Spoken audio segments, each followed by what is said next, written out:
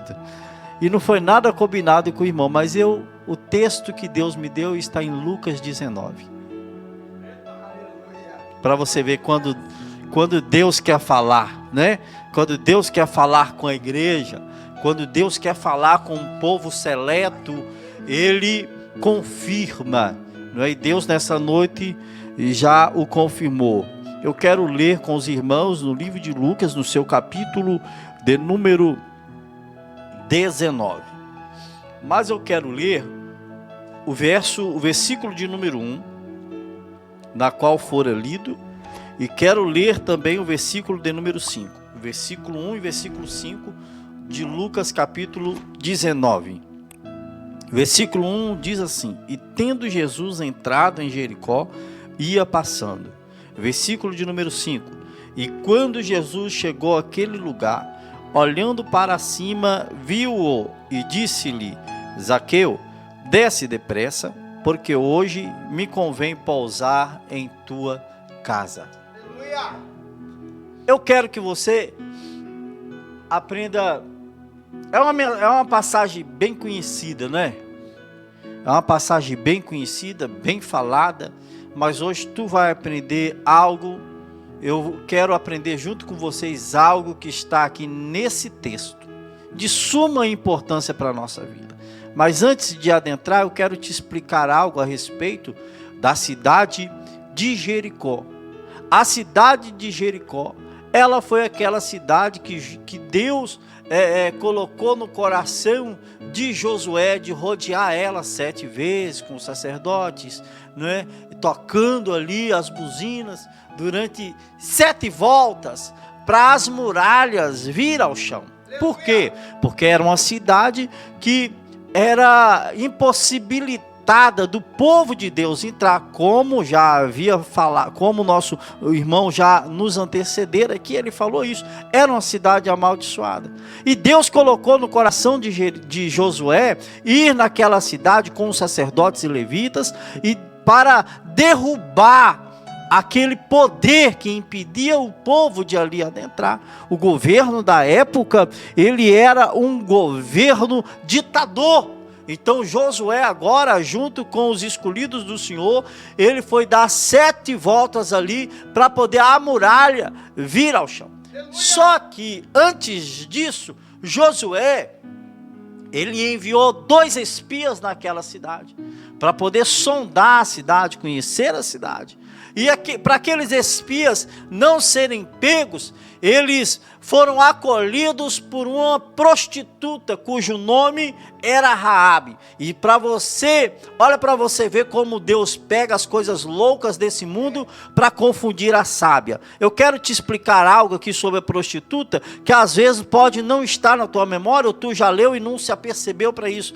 A linhagem de Jesus, no livro de Mateus, no seu capítulo 1, até o versículo, se não me foge da memória, versículo 17, conta-nos ali a linhagem, a genealogia de Jesus. E Raabe foi uma dessas genealogias usadas para poder chegar até a geração cujo qual o nosso Messias nascera. Para ser bem específico, foram usadas 42 gerações. 14, 14 e 14. 3 gerações de 14 até chegar no nascimento de Jesus. E Raabe, a prostituta, ela estava inclusa nessa geração. Então, aqui eu já quero liberar algo da parte do Senhor para a sua vida. Quem sabe você está se achando um zero à esquerda. Quem sabe você está se achando que é inútil ou que é a ovelha negra da família. Jesus hoje te trouxe aqui e para te dizer que para a tua vida há solução, e que ainda que a sociedade te discrimina, ainda que a sociedade não invista em você, há um Deus no céu que apostou alto na tua vida. Que aposta foi essa? Aposta de sangue espargida na cruz do Calvário. Aleluia! As pessoas podem não acreditar em você, mas Deus acredita. A tua família pode não dar crédito para você, mas Deus lhe dá crédito. Às vezes você se acha incapacitado, é assim que Deus quer mesmo. Ele chama os incapacitados e o capacita. Quem diria? Uma prostituta sendo usada na genealogia de Jesus. Está vendo aí que coisa interessante? Então tem jeito para tu, tem jeito para mim, tem jeito para nós.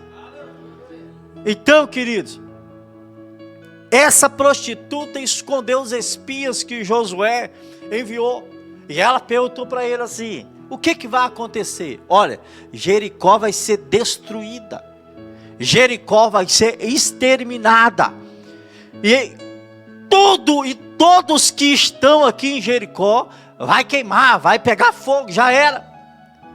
E ela falou assim: então eu escondo vocês aqui com a condição. Eu quero que vocês protejam eu e a minha família. Aleluia! Nós não queremos morrer queimados aqui com Jericó. Eu escondo vocês se vocês jurarem nos proteger. E assim eles fizeram esse trato de proteger Raabe e a família. E diz a Bíblia, queridos, que após eles retornarem até Josué, trouxeram as boas novas para Josué. Josué então, com a sua comitiva, dá 7 voltas em volta de Jericó. As muralhas vêm ao chão. Só que Josué deu uma instrução ao povo. Josué deu uma instrução ao povo. Que instrução é essa? Olha, a cidade e tudo que há nela é para ser queimado. Não é para tirar nada lá de dentro. E o que aconteceu? Depois que protegeu Raabe, que foi um trato deles, junto com a família de Raabe, o olho do povo cresceu no ouro e na prata, que era para ser consumido pelo fogo. Então o que eles fizeram? Pegaram o ouro e a prata, e sabe o que eles falaram? Que iria ser consagrado ao Senhor. Só que aí, lá no livro de Josué, no capítulo 6, versículo 26, Josué, sabendo disso, ele amaldiçoou a cidade. E falou assim: maldito é essa cidade, maldito será o homem que tentar reerguer ou reedificar essa cidade. Sobre o teu filho mais velho descerá a sepultura ao tentar reedificar essa cidade. E reedificando essa cidade, o seu filho mais novo também descerá à sepultura. Aleluia! No livro de 1 Reis, no seu capítulo 16, versículo 34, se cumpre essa promessa. Lá vai um camarada por nome Iel. E esse cabra tinha 2 filhos. Seu filho mais velho se chamava Abirão. O seu filho mais novo se chamava Segube. E quando ele adentrou a cidade de Jericó, Abirão desceu à sepultura. Entenda o mistério? E ele entrou na cidade, edificou a cidade. E quando ele estava edificando a cidade, quem dessa sepultura? Segube, o seu segundo filho, o seu filho mais novo. Aleluia! E aqui eu faço um paradoxo. Eu entendo isso aqui, sabe como? Iel perdeu 2 filhos para edificar uma cidade. E Deus enviou o seu único filho para libertar e salvar uma nação. Perdeu a oportunidade de dar glória. E El perdeu 2 filhos para edificar uma cidade. Deus, ele enviou o seu único filho, seu primogênito, desceu aqui na terra, cheia de pecado, foi ao sepulcro, durante 3 dias ele foi morto, mas ressurgiu ao 3º dia dentre os mortos, para te dar direito de vida eterna, para escrever o teu nome no livro da vida. Aleluia! Está entendendo o negócio? Depois que Iel perdeu seus 2 filhos e edificou Jericó, em Jericó foi estabelecida uma escola de profetas, aonde os professores eram Eliseu e Elias. Eles foi professor na escola de profeta estabelecida em Jericó. E agora lá vem Jesus passando aonde? Em Jericó. Lucas capítulo 19. Lá vem Jesus passando em Jericó. E diz a Bíblia que quando Jesus ele passa em Jericó, quem estava lá? Um homem de pequena estatura, baixinho, querendo conhecer Jesus, sem poder conhecer, porque a multidão estava em volta de Jesus. Só que ele teve uma ideia muito genial. Não era à toa que ele era cobrador de imposto. E ele, pela sociedade, era conhecido como ladrão. Todos aqui já são sabedores desse fato.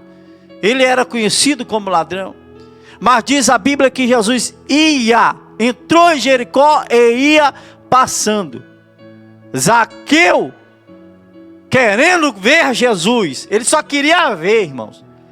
Ele só queria ver Jesus.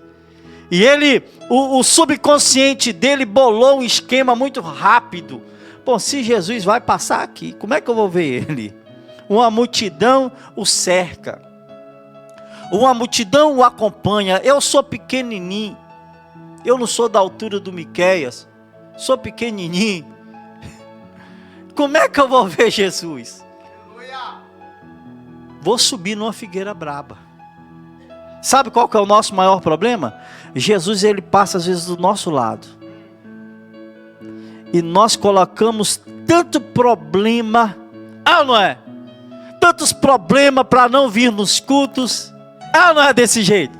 Colocamos tantas limitações, tantas dificuldades, e Jesus vai passar lá, mas eu coloco tanta dificuldade, que isso se torna um empecilho para eu ser abençoado por Jesus. Querido, deixa eu aqui afirmar de uma forma mais clara para você. Jesus hoje ele quer te abençoar, todos os dias ele quer te abençoar. O maior problema é que às vezes nós colocamos empecilhos em receber a bênção da parte do Senhor. E aqui eu lembro de um versículo que está no livro de Tiago, capítulo 4, versículo 8, que diz assim: chegai-vos a Deus, e Ele se chegará a vós outros. Chegai-vos a Deus, e Ele se chegará a vós outros. Está entendendo o negócio? Você tem que se aproximar do Senhor. Você tem que vir, tem que buscar a presença do Senhor. E a Bíblia diz que Zaqueu, olhando para a multidão, irmão, Zaqueu era cobrador de impostos, ele tinha um poder aquisitivo muito alto, ele era um cabra rico. Ele era um cabra rico. Na ótica humana, ele não precisaria de ir fazer todo esse sacrifício para conhecer Jesus. Ele não precisava fazer isso. Mas a necessidade e o desejo de ver Jesus, ele só queria ver Jesus, fez com que ele corresse e subisse a uma figueira, mas não uma figueira comum, pastor, uma figueira brava. Diz o texto que é uma figueira brava. Pastor Wagner, o que tem de interessante nessa figueira brava?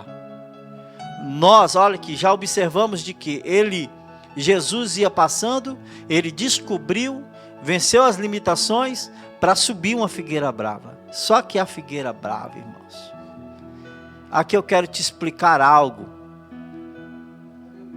que às vezes, se você não abrir a tua mente agora, tu não vai entender. Mas eu quero te explicar algo de uma forma natural. O que fez Jesus olhar para a árvore? O que fez Jesus olhar para cima da árvore? Você já parou para observar isso? O que fez Jesus olhar para cima da árvore e enxergar Zaqueu lá em cima? Era uma figueira brava. A figueira brava, tu pode dar uma estudada depois que tu vai entender. A figueira brava, nas folhas da figueira brava, O senhor está tendo alergia desses pólens aqui, não é? Eu também. E a figueira brava, ela soltava um pólen. Quem aqui conhece pichichica? Vocês conhecem pichichica? Aquela formiguinha pequenininha, amarela, né? Que eu não sei o que ela faz, quando ela ferrou a gente, alguma coisa assim, fica coçando, fica parecendo cansanção, né? Coça até empolar. A pichichica faz isso.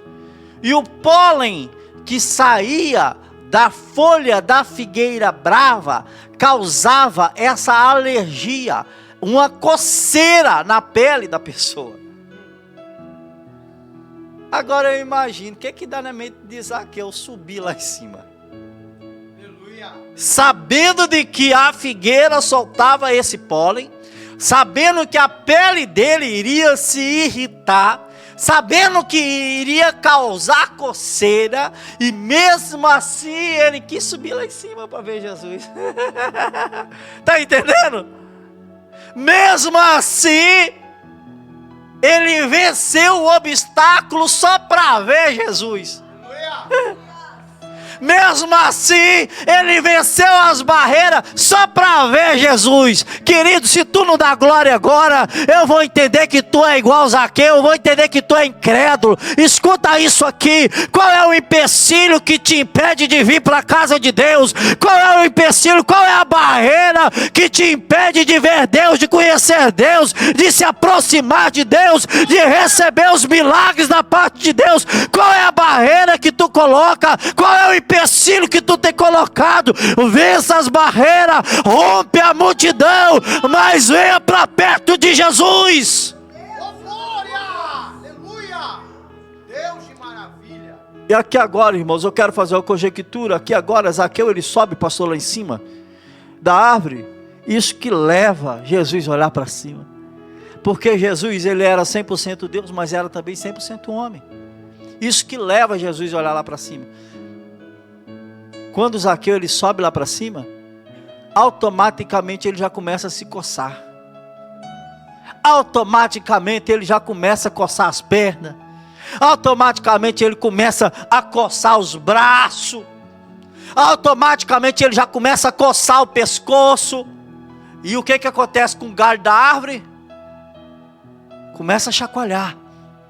Começa a balançar. Aí Jesus vindo com a multidão, de uma forma natural. Jesus homem, não Jesus Deus. Jesus homem, de uma forma natural. Vai dizer que isso não acontece com tu. Se tu passar perto de uma árvore e a árvore estiver balançando, tu vai olhar, ué. Tu vai ver que negócio é esse, que mistério é esse. Por que essa árvore está balançando tanto? Não tem fruto nela. Não tem nada que está pesando nos seus... Não está ventando. Não está ventando. Por que essa árvore está balançando? O natural. Jesus natural, ele estava vindo e a multidão estava em volta dele. E agora ele vai passar debaixo da árvore. Então, Zaqueu lá em cima se remexendo, olha para cá para tu entender o negócio. Zaqueu lá em cima se contorcendo, se coçando, mas não querendo perder o momento exato de que Jesus estava passando lá. A Bíblia diz de que Jesus ele olha e fala assim: Zaqueu, desce depressa, Zaqueu, porque hoje, Zaqueu, me convém pousar em tua casa. Ramandagaracébia. Mas aqui, irmãos, eu entendo de uma forma muito clara. Se tu passar perto de um pé de manga, não tiver manga, você está com seu filho na roça. Se o pé de manga não tem manga, teu filho está lá em cima, tu passa cá embaixo e vê ele lá em cima, tu vai falar o quê? Desce daí, menino doido, não tem manga. Você está vendo que não tem manga? O que você está caçando aí? Sai daí! Antes que tu caia e quebra um braço. É ou não é assim? Está entendendo o contexto? Jesus passa debaixo da figueira brava, olha para Zaqueu e fala assim: o que você está caçando aí, rapaz? Você não sabe que as folhas da figueira brava, ela solta um pólen que vai irritar a tua pele? Desce depressa, rapaz. Tá entendendo o negócio? Sai daí, seu doido. Pra que tu subiu aí? Nenhum vocábulo do presente. Jesus estava dizendo isso. Sai daí, seu doido. O que você tá caçando em cima? Tu não sabe que a figueira brava, ela produz um pólen que vai causar irritação na tua pele, vai causar coceira na tua pele, vai causar vermelhidão na tua pele. Desce depressa, rapaz. Eu vou pousar na tua casa. Eu vou pra dentro da tua casa hoje. Ei, querido, tu só não recebe Jesus se tu não quiser. Jesus está dizendo para crente aqui nessa noite: eu vou para tua casa, eu vou pousar na tua casa. Aleluia! Glória! E diz a Bíblia que Jesus falou isso com Zaqueu e ele desceu depressa e recebeu Jesus. E os discípulos assim: Senhor, ele é o cobrador de impostos. E sabe o que eu acho interessante, irmãos? O que é pousar? O que você entende como pousar? Descansar, né? Quando eu chego em casa do trabalho, eu falo assim: não, eu vou ali pousar um pouquinho, vou reclinar a cabeça um pouquinho. Tá entendendo o negócio? E Jesus, ele fala assim com Zaqueu: hoje me convém pousar em tua casa. Jesus estava dizendo assim: hoje, Zaqueu, eu vou descansar na tua casa. Está entendendo o negócio? Como é que Jesus vai pousar na casa de alguém que é tido como ladrão pela sociedade? Como é que Jesus vai pousar na casa de alguém que causou escândalo para a sociedade? E diz a Bíblia que Zaqueu desce depressa, recebe Jesus com seus discípulos, gostoso ali na sua casa, e em volta da mesa, ouve-se o burburinho, e Jesus agora 100% Deus, entende o mistério, o povo murmurando entre si, falando assim: como é que Jesus, o mestre, vai ficar na casa de um pecador? Vai pousar na casa de um pecador? Jesus iria passar o resto da noite na casa de Zaqueu, irmão. Ele não ia só simplesmente passar um jantar, pastor, e voltar. Não, ele ia passar o resto da noite ali na casa de Zaqueu, pousar, descansar na casa de Zaqueu. Aí Jesus, ouvindo isso, querido, você está entendendo? Eu vou abrir um parênteses. Você está entendendo o que Jesus está querendo fazer contigo? E na tua casa tem espaço para Ele? Glória! Na tua casa tem espaço para Ele? Na tua mesa tem espaço para Jesus?